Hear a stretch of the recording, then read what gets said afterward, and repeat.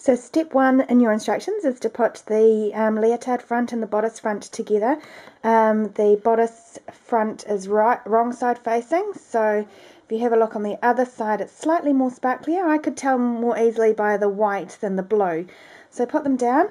You can see that I've got my pins pushed outwards like that. Makes it a little bit easier for your sewing machine to go over them, and rather than trying to take them out. And if you do take them out, it makes it easier than having them face the sort of the traditional way going up the outfit.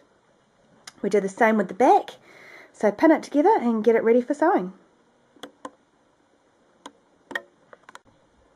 Okay, so now I've sewn that. You can sort of see it's about a quarter of an inch from the top on both sides. I'm going to clip these little points here off so that when I turn it on inside it's going to make a big difference, and you can see just straight along there. But I have not sewn the sides down on either of them.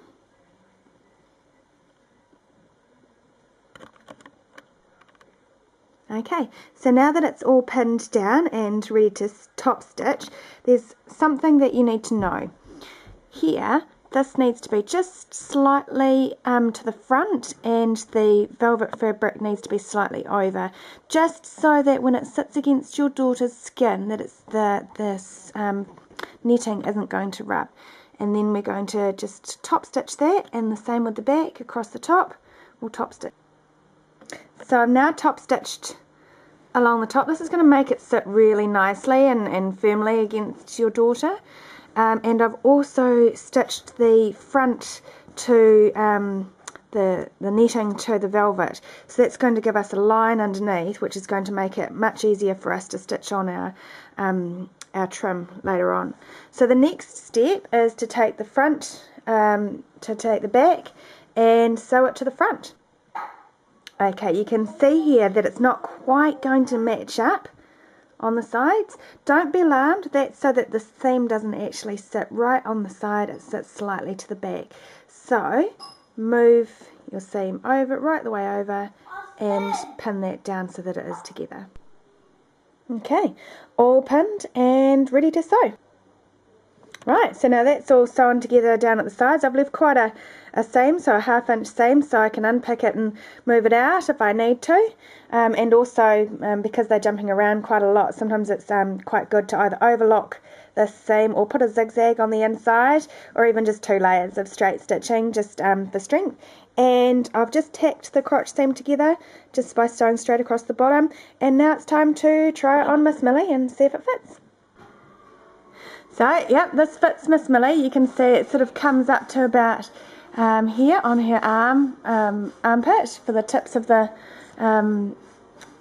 bodice, and it's not puckering down the side, so it's not too tight. The bottom hasn't got elastic in it yet, but it will have, which is good. Turn around to the back, Miss Millie. This should sit up around about here. So yeah, once we put the straps on, I'm pretty confident that that's going to fit here. Don't worry if it's a bit baggy around here at the minute, because that's going to come in when we do the when we put the elastic underneath and tighten it up. So now I'm going to sew the elastic down the front just to give it a little bit of a gather.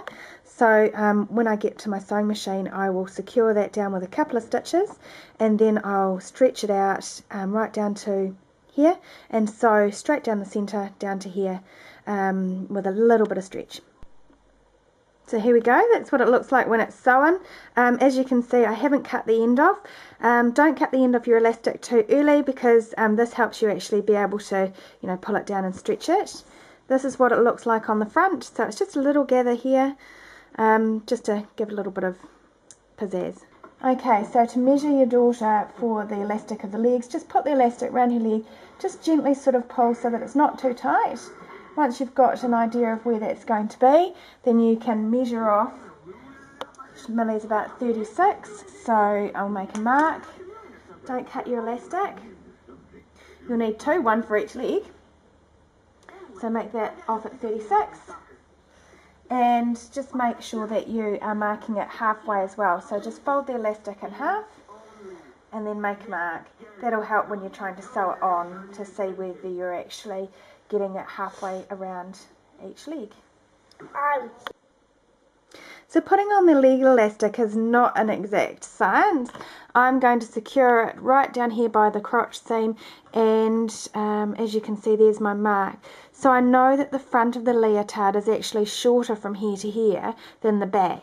So I'm going to give it a gentle stretch as I sew it around, and then eventually when I come to this seam, my leg elastic should be looking a bit like this, and then I'll go around the other side, and by the time I get round to the other side, I should actually be pretty much all the way down to this mark, but I'm not going to cut my elastic until I've got all the way round.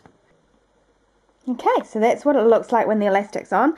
You can see that I've used a 3-point zigzag to secure it. So what we're going to do now is turn it around in the inside, and we're going to move that across and then top stitch it. Right, so that's what it looks like with the top stitching done. Like I said, it's not an exact science, and it's, you know, it doesn't have to be perfect or anything like that. It just needs to fit and just keep the fabric nicely against your daughter's legs. So for the next step, I've measured down 5.5 centimeters from the center, and I've put a pin.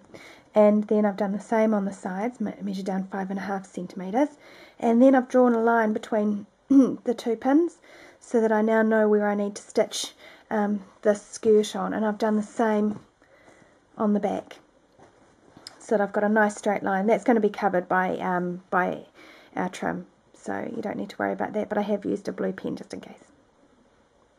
Okay, so I've laid out the skirt.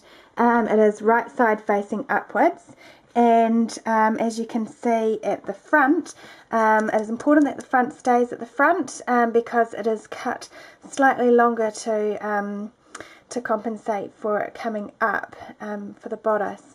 And then I've just popped pins around, 2 pins to mark the side seam, 2 pins to mark the back, and again on the side seam. Okay, now I've pinned the skirt on ready for sewing, and as you can see, you can just barely see my line underneath. So I've pinned it about 5 millimeters up from the line because that's where I'm going to sew it, and I've had to take some tucks in the skirt to make it fit. So I've tucked this one in towards the center and evenly on the other side in towards the center so that they're both coming in. And on the back,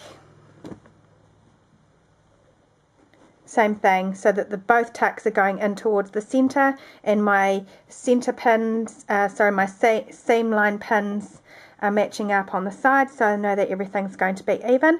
And then I'm just going to sew with a single stitch the skirt on over the line.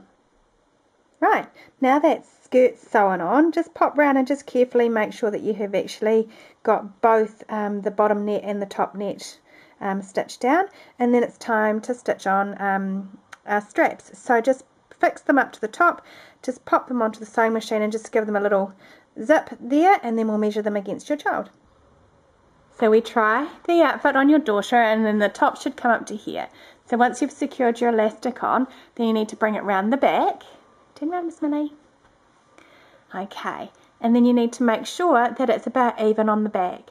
So there's 2 ways to do this. The way that I've done it is I have taken my tape measure and measured from the underarm seam to here, and that's around about, for Millie it's about 8.5, and then I've measured the same from the underarm seam to there, so to make sure I've got it in the right place.